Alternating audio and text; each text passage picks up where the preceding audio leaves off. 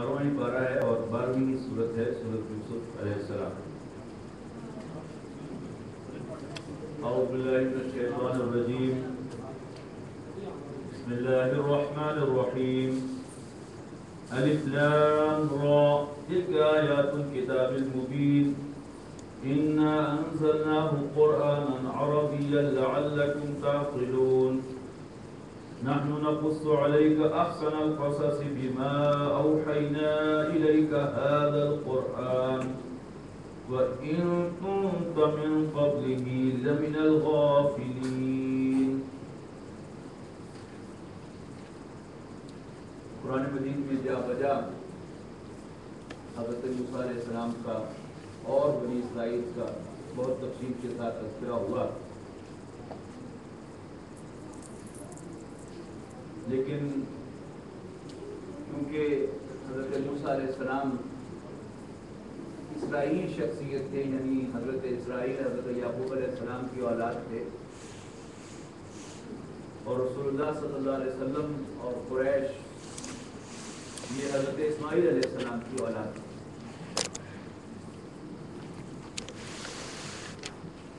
اہل عرب ویسے بھی امیین کہلاتے تھے، ان پڑھ لوگ۔ دو اعتبارات سے وہ ان پڑھ تھے، ایک تو 2500 سال سے ان میں کوئی نبی مبعوث نہیں ہوا تھا، لہذا وہ وحی، نبی، رسول، آسمانی ہدایت سے ناآشنا تھے۔ حضرت ابراہیم علیہ السلام کو وہ مانتے تھے اور اپنے خیال میں دین ابراہیمی پر تھے، لیکن ابراہیم علیہ السلام کی تعلیمات بھی سنی سنائی ٹریڈیشن کے طور پہ ان کے یہاں موجود تھی۔ باقاعدہ حضرت ابراہیم علیہ السلام کو کوئی صحیفہ ان کے اندر موجود ہو جسے وہ پڑھتے پڑھاتے ہیں، ایسی کوئی بات نہیں۔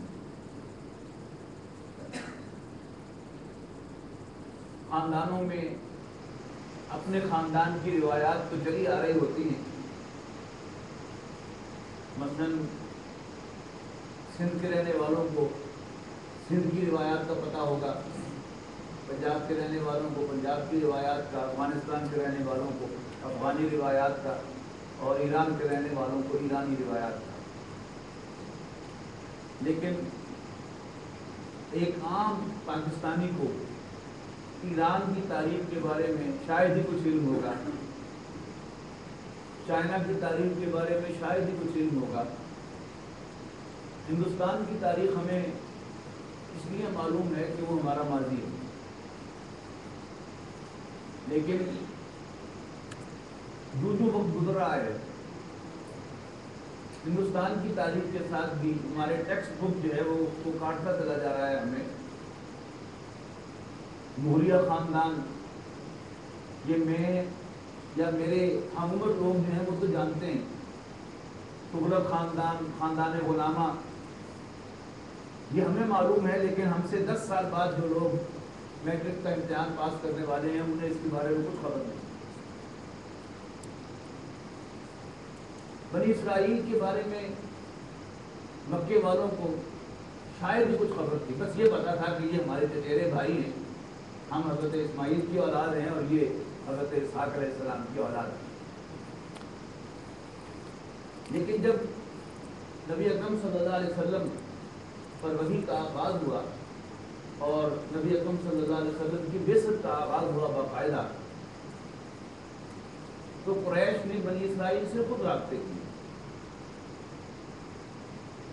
اور وہ پہلے سے منتظر تھے ایک رسول کے جو تشریف لانے والے ہیں اور وہ آخری نبی ہوں گے اللہ کے، اور انہیں یہ بھی معلوم تھا کہ وہ کھجوروں کی سرزمین میں آنے والے ہیں، اور وہ سرزمین یثرب یعنی مدینہ منورہ ہی کی پاک سرزمین تھی،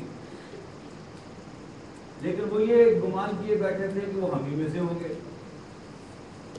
لیکن جب انہیں پتا چلا کہ وہ تو مکے میں مبعوث ہو گئے، بنی اسماعیل میں سے، ان کے چچیرے بھائیوں میں سے، تو ایک تو انہیں تشویش تھی اس بات کی، اور دوسرے قریش رسول اللہ صلی اللہ علیہ وسلم کی مخالفت کرنے کے لیے ان سے رابطے کرتے تھے کہ تم جانتے ہو رسول کیسا ہوتا ہے، کتاب کیسی ہوتی ہے، معجزات کیا ہوتے ہیں، ذرا ہمیں کچھ گائیڈ کرو، یہ تو اس نے ہمارے لیے بڑی پرابلم پیش کھڑی کر دی ہیں، یعنی رسول اللہ صلی اللہ علیہ وسلم۔ بنی اسرائیل نے قریش کو کچھ سوال بھی پوچھنے کے لیے بتائے۔ اچھا یہ کلیم کرتے ہیں کہ میں اللہ کا رسول ہوں، ذرا ان سے پوچھو نا ذوالقرنین کون تھے؟ ذوالقرنین کون تھے؟ وہ تاریخ بنی اسرائیل کی ایک اہم شخصیت تھی، لیکن مکے والے بالکل ناآشنا تھے کہ ذوالقرنین کون تھے۔ اسی طرح اصحاب کہف کا واقعہ جو ہے وہ بھی بنی اسرائیل کی تاریخ کا ایک واقعہ تھا۔ اہل مکہ ہے نو آئیڈیا اباؤٹ اٹ۔ روح کیا چیز ہے یہ خالص ریلیجس کوسچن ہے، اور جو لوگ دین و مذہب سے تعلق نہیں رکھتے یہ ان کا کنسرن ہی نہیں ہے کہ روح کس طرح کا نام ہے، کیا ہوتی ہے، کہاں سے آتی ہے، کہاں جاتی ہے۔ تو 3 سوال تو انہوں نے یہ پوچھے جن کا ذکر کیا سورہ بنی اسرائیل اور سورہ کہف میں آئے گا انشاءاللہ۔ ایک سوال انہوں نے یہ پوچھوایا رسول اللہ صلی اللہ علیہ وسلم سے بنی اسرائیل نے کہ یہ بنی اسرائیل کے مصر سے واپس آنے کا تو ذکر کر رہے ہیں، ذرا پوچھو نا کہ یہ بنی اسرائیل مصر کیسے پہنچے تھے، ابھی پتہ چل جائے گا۔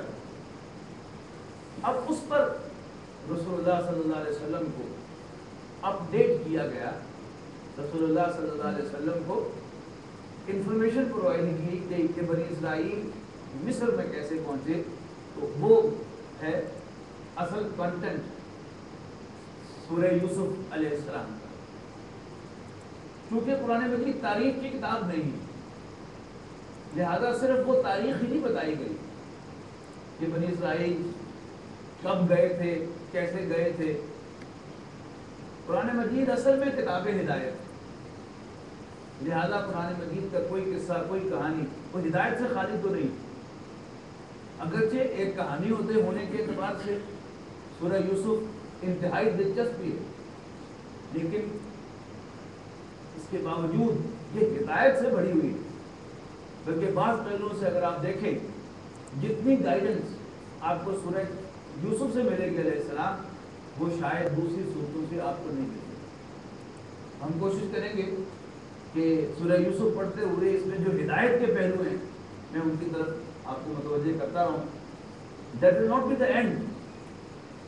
جب آپ خود قرآن مجید کی یہ سورہ مبارکہ پڑھیں گے تو انشاءاللہ آپ کو ہدایت کے اور پہلو بھی نظر آئیں گے اس میں، اور یہ ہدایت کے پہلو قرآن مجید کی کسی صورت سے کبھی ختم نہیں ہو سکتے۔ نبی اکرم صلی اللہ علیہ وسلم نے اسے یوں بیان فرمایا ہے کہ لا تنقضی عجائب، قرآن مجید کے عجائب، اس کی بیوٹیز کبھی ختم نہیں۔ ہر مرتبہ جب آپ قرآن مجید کو پڑھیں گے تو انشاءاللہ آپ کو کوئی نہ کوئی نئی بات انہی آیات میں سے جن کو آپ نے 20 مرتبہ پہلے پڑھا ہوا ہے، جن کا ترجمہ آپ پہلے سے جانتے ہیں، آپ کو بہت سے آسپیکٹ نئے نظر آئیں گے، نئی راہیں کھلیں گی آپ کے لیے سوچ کی، عمل کی انشاءاللہ۔ تو فرمایا اعوذ باللہ من الشیطان الرجیم الف لام را تلک آیات الکتاب المبین، یہ ایک واضح کتاب کی آیات ہیں۔ انا انزلناہ قرآنا عربیا لعلکم تعقلون، بے شک ہم نے اس کو نازل کیا ہے ایک عربی قرآن بنا کر۔ قرآن کے لفظی معنی ریڈر کے ہیں، بار بار پڑھا جانے والا۔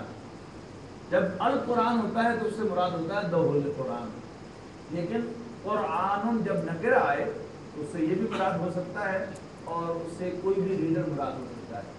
جہاں قرآن عربی یعنی یہ صفت اور موصوف ہے، مرتبہ توصیف یہ ہے ایک عربی قرآن یعنی عربک ریڈر۔ انا انزلناہ، بے شک ہم نے اس کو نازل کیا ہے قرآن عربی، ایک عربی ریڈر بنا کر، لعلکم تعقلون، تاکہ تمہیں سمجھ آئے، تاکہ تم سینسیبل ہو جاؤ۔ عقل کے بارے میں بھی جان لیجئے کہ عقل کے معنی ذہانت نہیں۔ ذہانت جو ہے یہ انسان کے دماغ کا ایک فنکشن ہے، لیکن عقل جو ہے وہ قرآن مجید سے اسے انسان کے قلب کا ایک فنکشن ہے۔ عین قاف لام کا مادہ عربی زبان میں آتا ہے باندھنے کے لیے۔ عرب عقال اس رسی کو کہتے تھے کہ جس سے وہ اپنے اونٹ کا گھٹنا باندھتے تھے،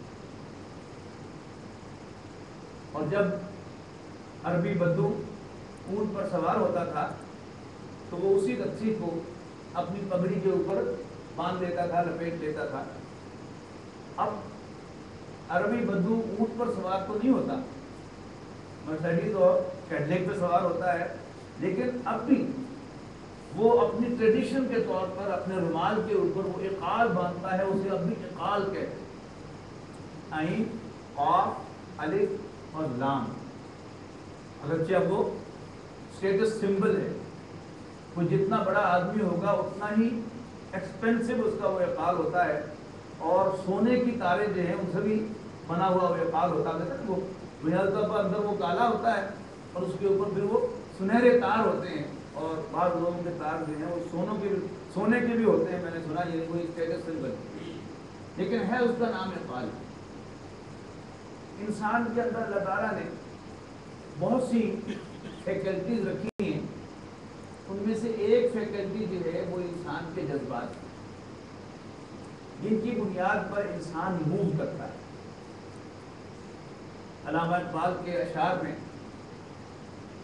عشق اور عقل کا موازنہ آپ کو بہت سی ان کی نظموں کے اندر ملے گا۔